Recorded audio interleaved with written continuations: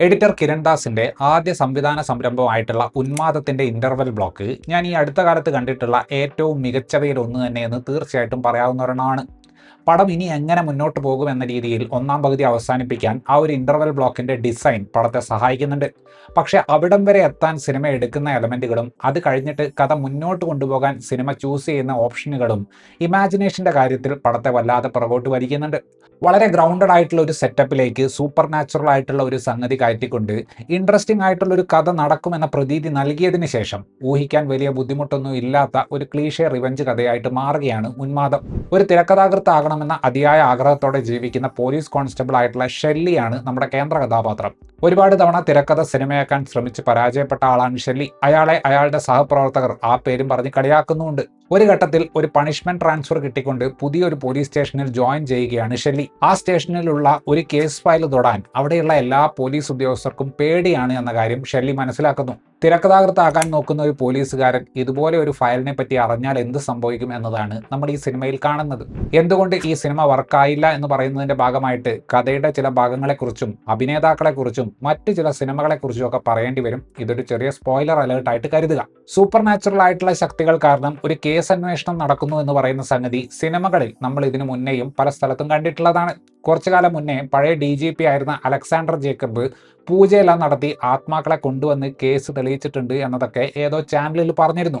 സംഭവം റിയൽ ലൈഫിൽ കേൾക്കുമ്പോൾ മണ്ടത്തരം ഉറക്കെ വിളിച്ചു പറയുന്നു എന്ന് തോന്നുമെങ്കിലും ഒരു ഫിക്ഷൻ എഴുതുന്ന റൈറ്റർ എന്ന നിലയിൽ ചിന്തിക്കുമ്പോൾ ചില ക്രിയേറ്റീവ് ആയിട്ടുള്ള ചിന്തകൾ ഇങ്ങനത്തെ ഓരോന്ന് കേൾക്കുമ്പോൾ ഉണ്ടാകും. ഏതാണ്ട് അലക്സാണ്ടർ ജേക്കബിന്റെ അതേ വഴിക്ക് സിനിമ പോകുന്നത് കൊണ്ടാണെന്ന് തോന്നുന്നു മണിച്ചിത്രത്താഴിലെ ക്ലൈമാക്സിൽ ലോകപ്രശസ്തനായ ഡോക്ടർ സണ്ണി ഉണ്ടായിട്ടും മന്ത്രതന്ത്രങ്ങൾ എന്തുകൊണ്ട് ഉപയോഗിച്ചു എന്നതിന് സിബി മലയിൽ ഉത്തരം കൊടുക്കുന്ന ഒരു ഇന്റർവ്യൂ ക്ലിപ്പ് ഈ പടത്തിൽ ഷാഹി കബീർ ചേർത്തിട്ടുണ്ട്.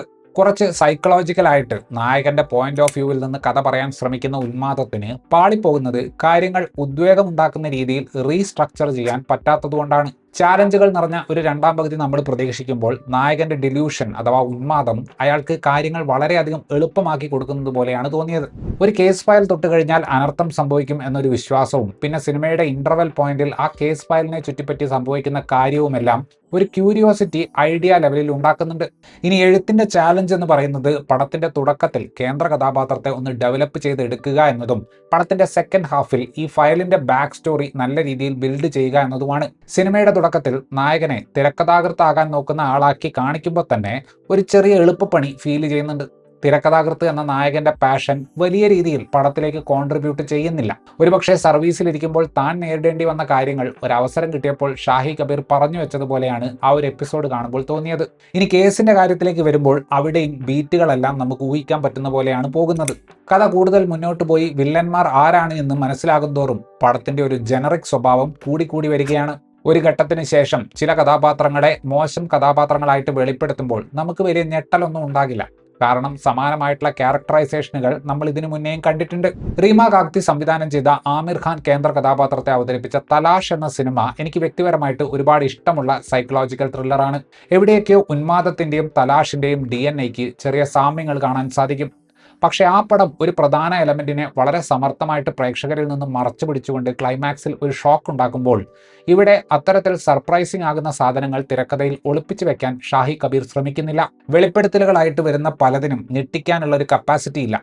ഈ കുപ്രസിദ്ധ ഫയലിന്റെ ബാക്ക് സ്റ്റോറി എന്ന് പറയുന്നത് മുന്നിലുള്ള പല പല ഓപ്ഷനുകളിൽ ഏറ്റവും വീക്ക് ആയിട്ടുള്ളത് ഏതാണോ അത് ഷാഹി കബീർ സെലക്ട് ചെയ്തു എന്ന് തോന്നിക്കുന്ന തരം ബാക്ക് സ്റ്റോറിയാണ്. വളരെ റസ്റ്റിക് ആയിട്ടുള്ള ഒരു വിഷ്വൽ ലാംഗ്വേജ് ആണ് കിരൺ ദാസ് ഈ സിനിമയ്ക്ക് കൊടുത്തിട്ടുള്ളത്. പ്രൊഡക്ഷൻ ഡിസൈനിലൂടെ പോലീസ് സ്റ്റേഷന്റെ ചുമരുകൾക്കും മറ്റും കൊടുത്തിട്ടുള്ള നിറത്തിലൂടെയൊക്കെയാണ് കഥാപാത്രം ഫീൽ ചെയ്യുന്ന ഇമോഷനുകൾ കൺവേ ചെയ്യുന്നത്. മുജീബ് മജീദ് ഒരുക്കിയിട്ടുള്ള പശ്ചാത്തല സംഗീതം തിരക്കഥയ്ക്ക് ഉണ്ടാക്കിയെടുക്കാൻ പറ്റാതെ പോയ ഉദ്വേഗം ഒരു പരിധിവരെ സിനിമയ്ക്ക് ഉണ്ടാക്കി കൊടുക്കുന്നുണ്ട്. പെർഫോമൻസുകളിലേക്ക് വരുമ്പോൾ ഒരുവിധം എല്ലാ പ്രധാനപ്പെട്ട നടന്മാരും മികച്ച പ്രകടനം തന്നെയാണ് കാഴ്ചവെച്ചിട്ടുള്ളത്.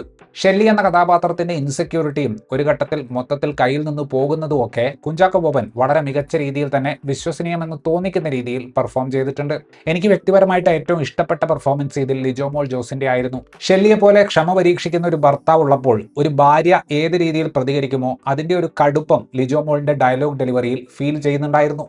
നായകനെ സഹായിക്കുന്ന സുഹൃത്തിന്റെ കഥാപാത്രത്തെ അവതരിപ്പിച്ചിട്ടുള്ളത് കിരൺ പീതാംബരനാണ്.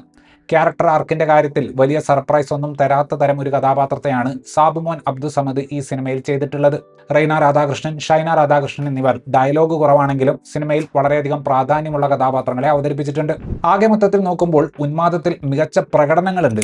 ഈ സിനിമയുടെ ഇന്റർവെൽ പോയിന്റ് എന്ന് പറയുന്നത് നമ്മളെ ബാക്കി സിനിമ കാണാൻ പ്രേരിപ്പിക്കുന്ന രീതിയിലാണ് സെറ്റ് ചെയ്ത് വെച്ചിരിക്കുന്നത്.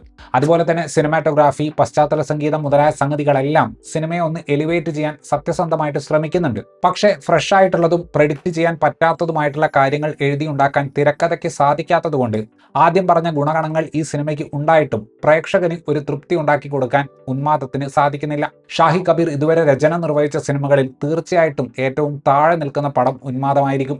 ഓഡിയൻസ് എന്ന നിലയിലോ റിവ്യൂവർ എന്ന നിലയിലോ മോശം സിനിമകൾ കാണുമ്പോൾ നമുക്ക് വരുന്ന വികാരം ഒരു ഇറിറ്റേഷൻ ആണ്. പക്ഷെ സാധ്യതകൾ കാണിച്ചുകൊണ്ട് കൊതിപ്പിച്ചതിന് ശേഷം കേട്ടുമടുത്ത പരിപാടികളിലേക്ക് പോകുന്ന ഇതുപോലെയുള്ള സിനിമകൾ കാണുമ്പോൾ ദേഷ്യത്തെക്കാൾ വലിയ ഒരു നിരാശയാണ് തോന്നുന്നത്. ഇത്രയുമായിരുന്നു ഈ സിനിമയെക്കുറിച്ചിട്ടുള്ള എൻ്റെ റിവ്യൂ. വീഡിയോ ഇഷ്ടപ്പെട്ടാൽ ലൈക്ക് ചെയ്യുമെന്നും കൂടുതൽ വീഡിയോകൾക്ക് വേണ്ടി ഈ ചാനൽ സബ്സ്ക്രൈബ് ചെയ്യുമെന്നും പ്രതീക്ഷിക്കുന്നു. താങ്ക്